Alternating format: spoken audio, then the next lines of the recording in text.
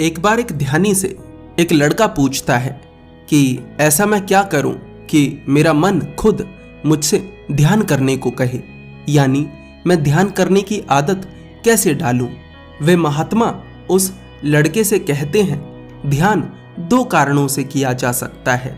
पहला कारण आत्मज्ञान पाने के लिए, दूसरा कारण अपने मन की अशांति से छुटकारा पाने के लिए। आत्मज्ञानी व्यक्ति इसलिए बनना चाहता है क्योंकि इससे उसके अहंकार को भोजन मिलता है।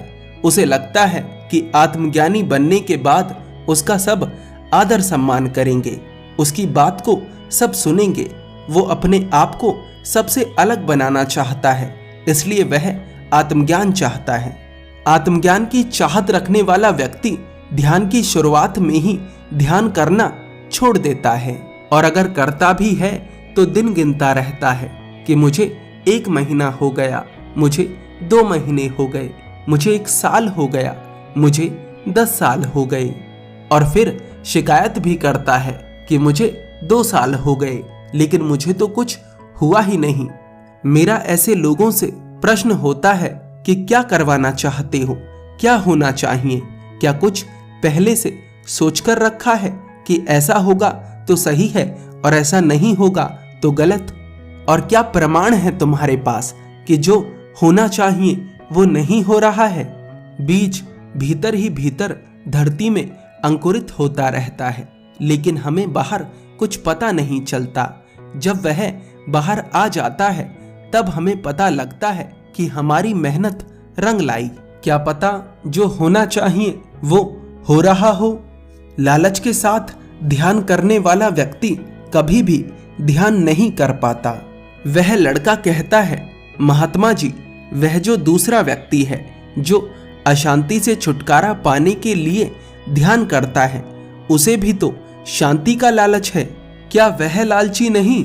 वे महात्मा मुस्कुराते हैं और पूछते हैं, क्या तुम भोजन लालच की वजह से करते हो।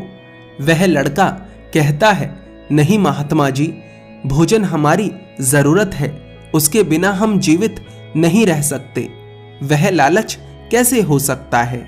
वे महात्मा कहते हैं, ठीक इसी तरह से जो व्यक्ति अपने मन की अशांति से मुक्ति पाने के लिए ध्यान करता है, उसके लिए ध्यान उसकी जरूरत बन जाता है। पता है क्यों? क्योंकि वह हर जगह शांति खोज चुका होता है। जब कोई व्यक्ति ध्यान करना शुरू करता है तो उसे डर, चिंता, घबराहट, बेचैनी जैसी समस्याओं का सामना करना पड़ता है। ज्यादातर लोग इन समस्याओं से डरकर ध्यान करना छोड़ देते हैं क्योंकि वे शांति पाने के लिए ध्यान करते हैं और उन्हें शुरुआत में शांति नहीं मिलती। लेकिन जो अपने मन की अशांति से मुक्ति पाने के लिए ध्यान करते हैं वो ऐसा नहीं करते।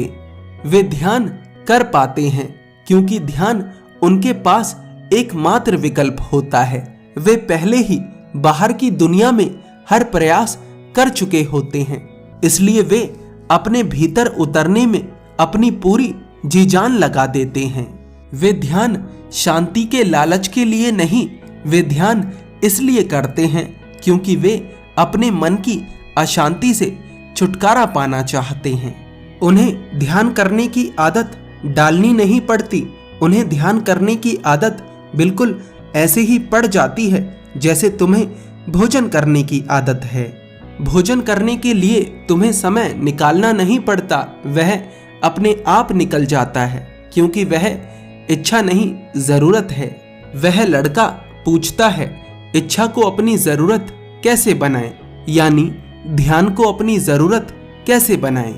वे महात्मा कहते हैं, वो तुम्हारे हाथ की बात नहीं है, वह खुद बनती है। अभी तुम दुनिया के रंग देखो, जो भी तुम्हें आनंदित करता है उसकी जड़ तक जाओ, अनुभव करो, सीखो।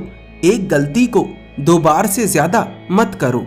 ध्यान करना चाहते हो करो, लेकिन किसी से प्रभावित होकर कोई फैसला मत लो। किसी भिक्षु को देखकर भिक्षु मत बन जाओ, किसी विलासित व्यक्ति को देखकर भोग विलास में मत डूब जाओ। गलतियां करो, उनसे अपनी समझ को बढ़ाओ, लेकिन इतनी बड़ी गलती भी मत कर देना कि पछताने का मौका भी ना मिले। समझदारी से जियो। याद रखना, तुम दो तरीकों से मन की शांति कभी नहीं पा सकते। पहला, जीवन को बुरा बताकर, इसे कोसकर, इससे मुंह मोड़कर। दूसरा, जीवन में लिप्त होकर, यानी जीवन के छोटे छोटे सुखों के पीछे भागकर। हाँ, एक तीसरा रास्ता भी है, लेकिन वह तुम्हें तुम्हारे खुद के अनुभव से दिखेगा और उसके लिए धैर्य चाहिए।